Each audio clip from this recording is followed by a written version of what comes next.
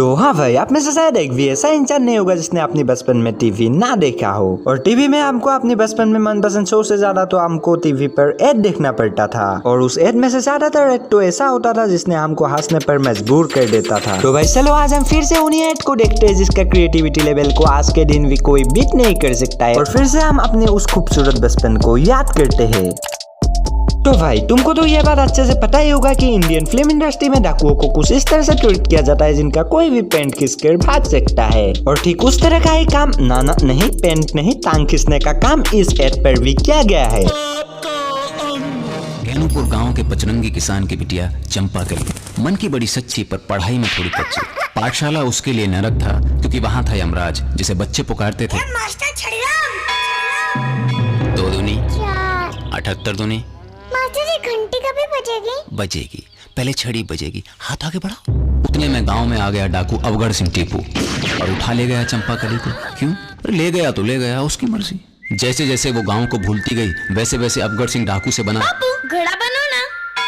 अपने सरदार के इस बदलाव से छगनी, लाखन, मितवा, पीलू सब नाराज थे और सरदार के मरने का इंतजार करने लगे। और आखिर में इधर सरदार मरा, उधर चंपा पर अत्याचार शुरू। चल मशाल जला। वक्त के साथ अत्याचार भी बढ़ते गए और एक दिन मजबूरी में बंदूक उठानी पड़ी। फिर छदनी पानी में, लाखन उल्टे बंदूक से, पीलू टीले से और मितवा शायद केले के छिलके से सस्ती मौत मारे गए। फिर बेबी चंपा बनी डाकू रानी चंपा अग्नि और उसने खोल दिया अपनी दहशत का पिटारा। बंदूक खून मांगती रही तो देती गई। लूटते पाटते किस्मत का भैया घूम कर पहुंचा उसके अपने ही गांव जहां उसे मिला दादा मेरा बचपन, मेरी माँ, मेरी भाजी, मेरी सगी सहेलियां, शादी, ब्याह, भैया दूज, इमली का बूटा, बेरी का पेड़, रिश्ते नाते। अरे तो ऐसा बोलो ना, फैमिली ड्रामा चाहिए। चंपा मांगने गई थी अपना बचपन, मास्टर जी ने उसे थमा दिया 55 इंच का जी सिनेमा। कहा जाता है कि 7 दिनों तक वो केवल जी सिनेमा देखती रही। फिर क्या हुआ?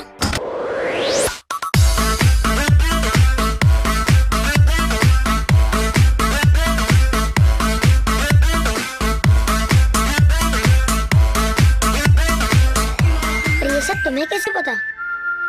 पिछले 9 साल से गांव का बच्चा बच्चा जानता है जी सिनेमा मतलब मूवीज, मस्ती, मैजिक। सुशील हमारा बेटा बहुत कुछ सिखाता है हमें। वो पापड़ कैसे रोस्ट करते हैं, वॉशिंग मशीन में सब कुछ धुल सकता है, गुरुत्वाकर्षण यानी ग्रेविटी क्या होती है। तो आपके पास कोई vacuum cleaner, DVD player, washing machine, laptop या एक्वेरियम हो तो उसे हमारे लिए OLX पे डाल दीजिए। करेक्ट, ऐसे बहुत से लोग इंतजार कर रहे हैं आपकी चीजों का। अब तो OLX पे भेज दे। भाई मुझे तो ये समझ ही नहीं आ रहा है कि मैं सोशल के बारे में क्या कहूँ जो एक्चुअल में सोशल है भी नहीं। और ऐसे तो ये दोनों भी इंडियन पेरेंट्स नहीं लग रहा है, क्योंकि अगर गलती से भी हमारा हाथ से हमारा घर में कुछ एक ग्लास भी टूट जाता है तो हमारा हालत कुछ इस तरह का हो जाता है।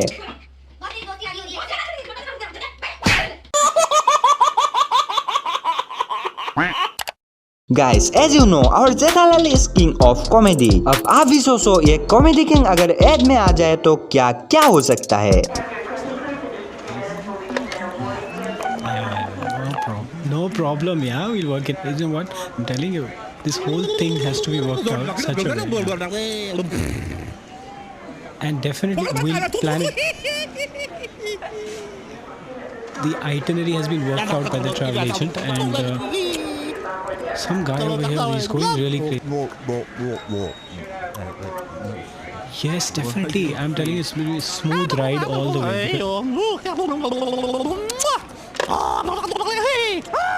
नया सेंटर फ्रूट, कैसी जीभ लप लपाई। ऐसे तो भाई जेठालाल यहाँ जिन हरकतों को इंजाम दे रहा है, ऐसा ही एक हरकत जेठालाल के साथ भी एक बार हो चुका है। देखिए आपकी कुछ गलतफहमी है।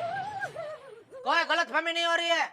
तो भाई अब आप जिस एड को देखने वाले हो ना, उसमें मिस्ट्री, नॉस्टैल्जिया, कॉमेडी और क्रिएटिविटी इन सब का प्रॉपर तड़का लगाया हुआ है। और गारंटी आप इस एड को देखने के बाद भी उस बात का अंदाजा ही नहीं लगा पाओगे कि इसमें मिस्ट्री क्या है।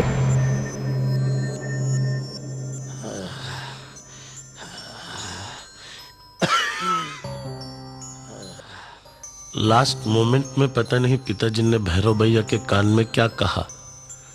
भैरव भैया की बुद्धि भ्रष्ट हुई, पिताजी की डेथ हुई, all at the same time. सब कुछ त्याग दो, त्याग दो। बड़े मालिक विचित्र भी ना तेरी बड़े मालिक ये दूरबीन में रख लूं?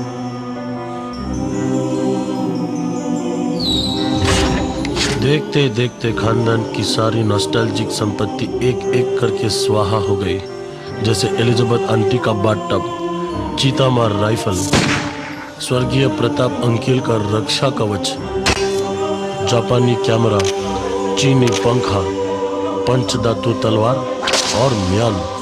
काम, क्रोध, मद, मोह, लोभ सब त्याग कर भैया बिन वस्त्र निकल पड़े सत्य की खोज में, और मैं मुफ्त में बन गया हंसरथ का नंगा सारथी।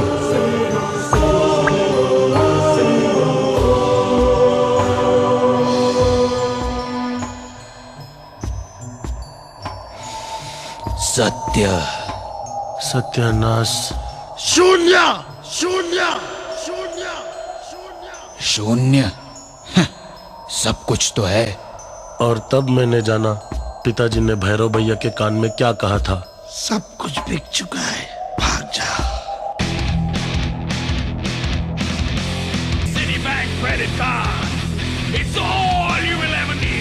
तो हाँ भाई, क्या ये यूनिक एंड क्रिएटिव एड को देखकर तुम्हारा बचपन का याद ताजा हुआ है? और अगर हाँ तो वीडियो को कर दो लाइक, एंड इस वीडियो का सेकंड पार्ट देखना चाहते हो तो जल्दी से जल्दी कमेंट करो, एंड चैनल को भी सब्सक्राइब करो, तभी तो ऐसे मजेदार वीडियो आगे भी देख पाओगे। तब तक के लिए मैं चलता हूँ, लेकिन तुम याद रखना कि always be unique and stay creative.